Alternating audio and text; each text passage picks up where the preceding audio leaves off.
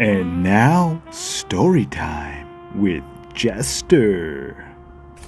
In our final episode, proxy party machinations have sealed the fate of Icelandia. Woe unto her inhabitants, may God have mercy on their souls.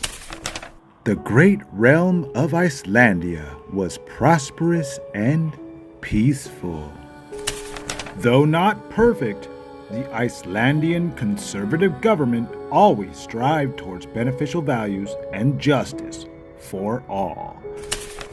Raised by a poor single mother, Karl grew to resent Reddish, believing they to be the cause of his mother's suffering.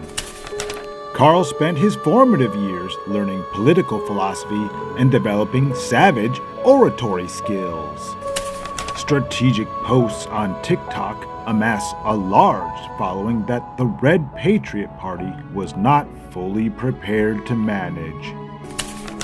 The newly formed Proxy Party rivaled their Red Patriot counterparts publicly, but Karl had secret, ulterior motives.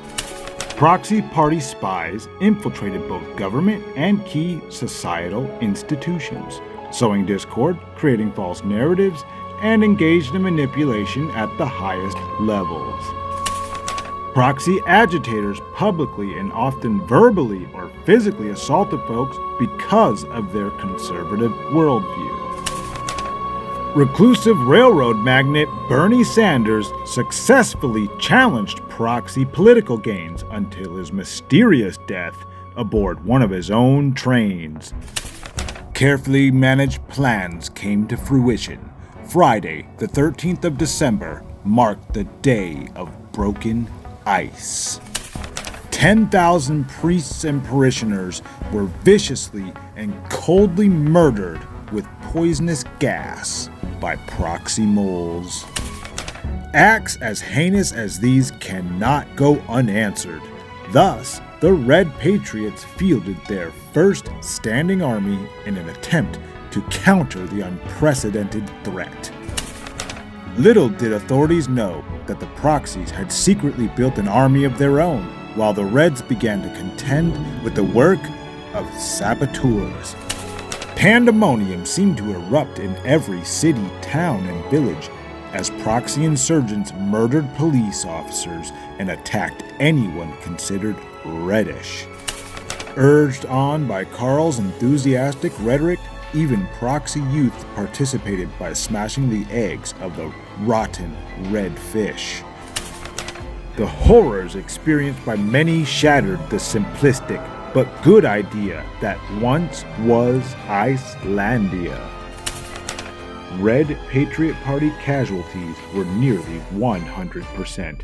Equipment and weaponry were stripped. The dead unceremoniously left to freeze upon the icy plain. Karl Marxnfraud became the Chancellor of the First Icelandic 1,000-year Reich. As Karl and his followers celebrated victory, Icelandic blood still ran warm through her sullied, newly haunted streets. Not all was lost. God called him a reindeer shepherd and an old pirate to save a revenant, that the ghost of Icelandia may yet live to tell their cautionary tale. God performed a miracle that day.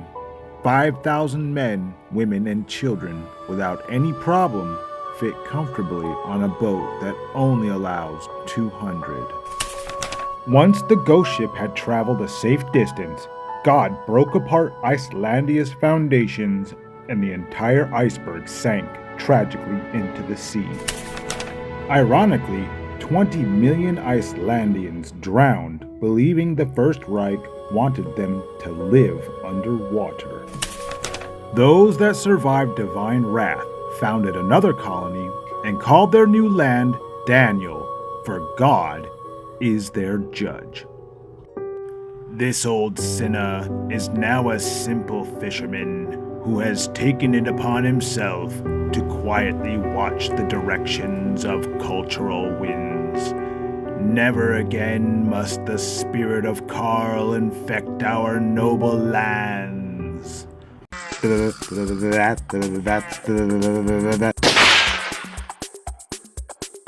That will be all.